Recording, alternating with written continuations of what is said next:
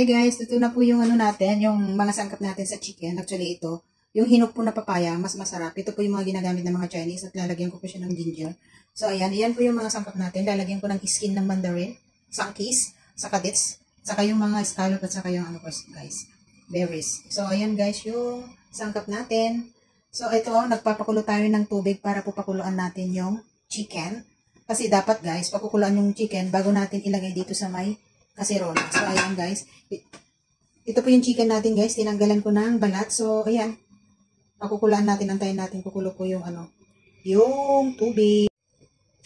Hello guys. So, ito po yung tubig natin. Kumulo na yung kanina. So, pwede na natin ilagay po yung chicken natin. Actually, yung chicken natin guys ay hindi pa po fully balat. Kaya, dapat pakukuluan ko para mas madaling tanggalin yung balat niya mamaya. So, ayan guys, titignan nyo. Hanggang po ano yan guys ha. So, ayan.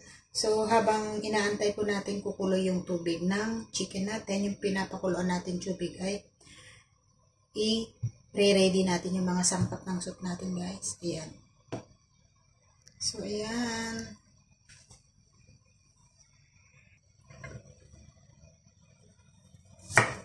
Guys, tama na po itong 2 slice na ginger natin ha. Ilagay natin lahat sa isang tabi. Para sabay-sabay natin mamaya.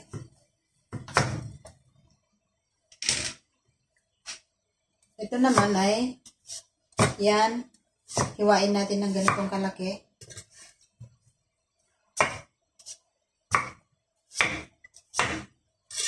Okay, ilagay natin dito. Pati na to.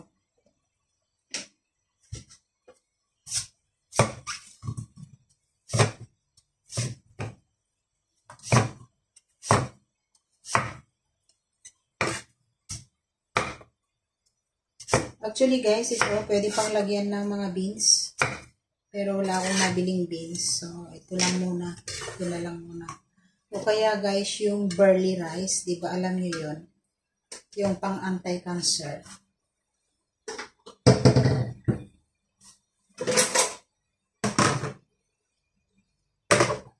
Yan.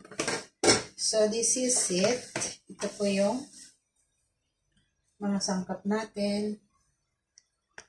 So, ayan guys, yung pinapakuluan natin na chicken. So, almost done. Ayan.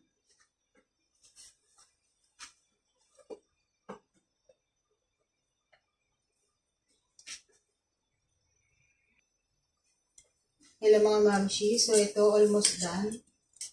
Nakulo na siya. Buo po yan guys ha, na iluluto natin. Ayan. Nahugasan na po to. Saka nabalatan na. Pero guys, mayroong mga balat-balat pa. Tatanggalin pa natin yan.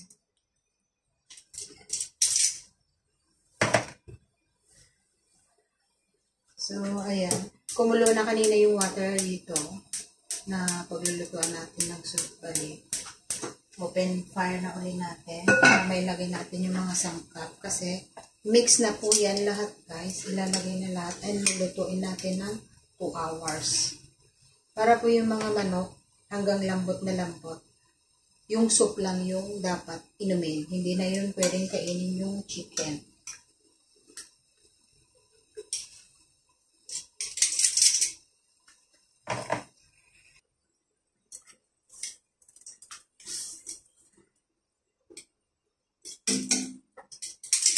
So guys, ito na po yung chicken natin. Nakulo na.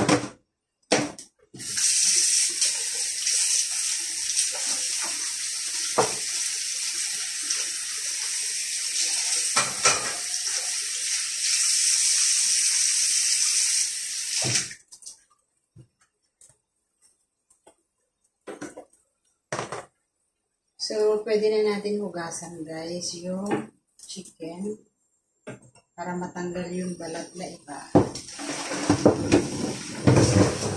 Okay. So, ito naman yung susunod natin.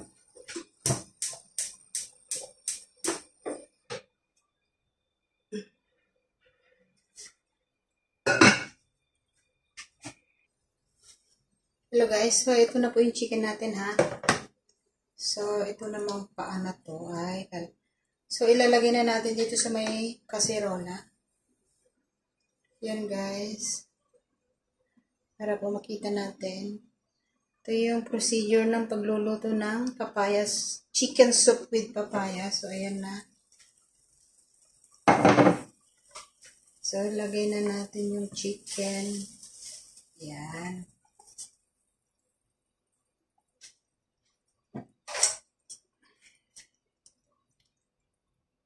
And pag kumulo na to guys, pakukulaan ng 10 minutes na big fire.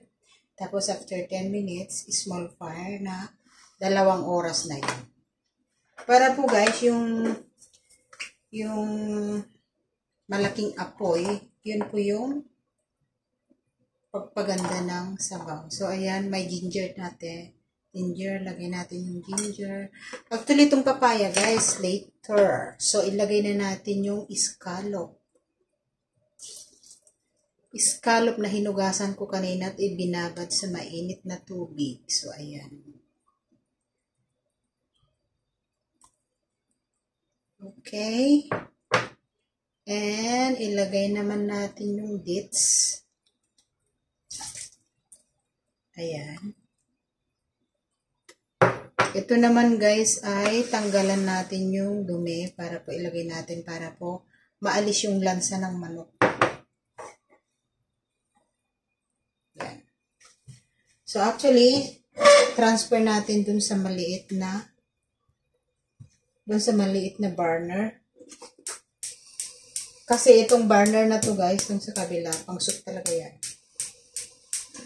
So yan, patayin natin. Ayan.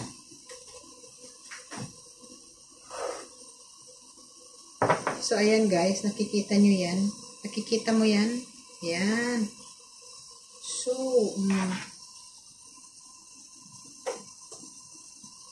takpan na natin. Linisin natin yung sunkist, yung skin ng sunkist.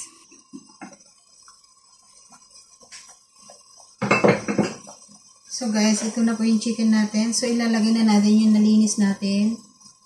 Skin sunkist. Yan. Para po yung amoy mabango. Hindi po siya malansa. So ayan yung chicken natin. Lumalabas yung paa. Oh. Yan. Stay tuned guys. See you later.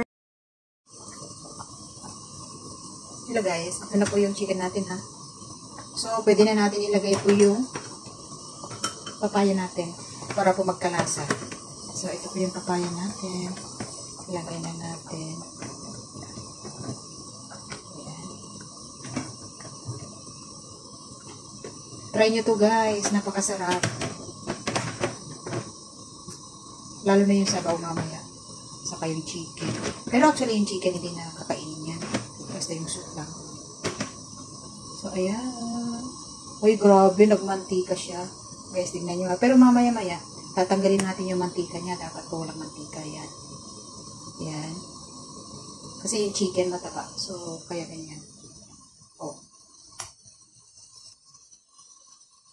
Tanggalin natin yung ibang mantika. Hindi natin kailangan. Tatapon natin.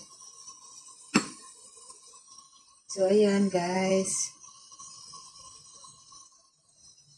Masarap, klase pa lang guys, di ba? Tsura pa lang.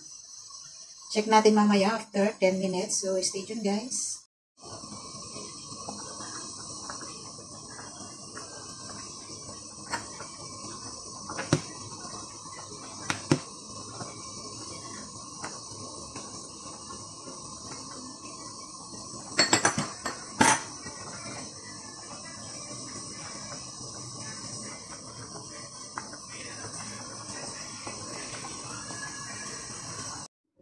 Hello guys, check natin yung soup natin.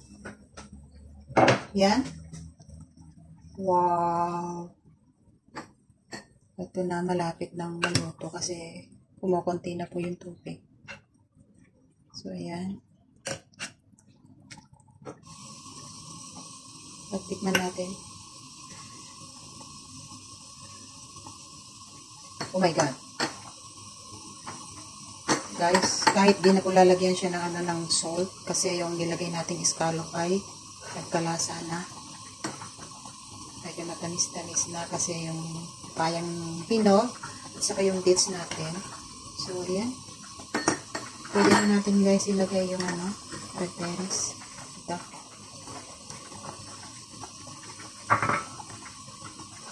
So, ayan. Lutuin lang natin ng mga 15 minutes. Close fire na siya. So, ayan.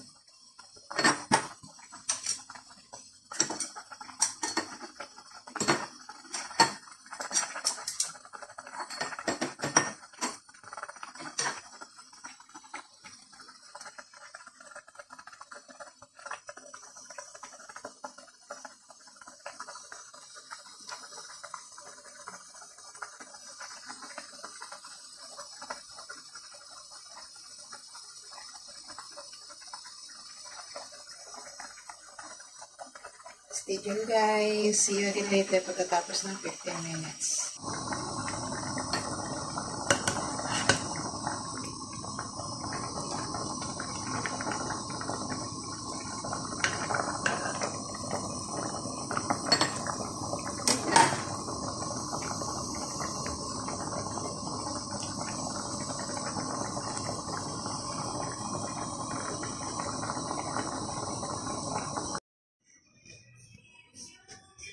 Hello guys, ito na po yung soup natin. It's done. So, ayan, naglagay na po ako dito sa bowl. So, ayan, malapit.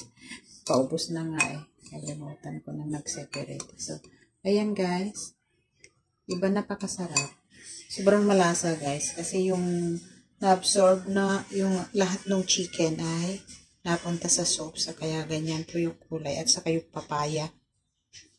So, ayan. Once again guys, thank you so much for watching. Thank you pa sa panonood ng aking Hailey's channel. And please guys, don't forget to likes and subscribe below so that mapapanood nyo lahat po lahat ng mga videos ko dito sa kitchen ni Hailey's channel. Thank you guys for watching. Ayan guys, yung healthy soup natin. Okay guys, I love you all.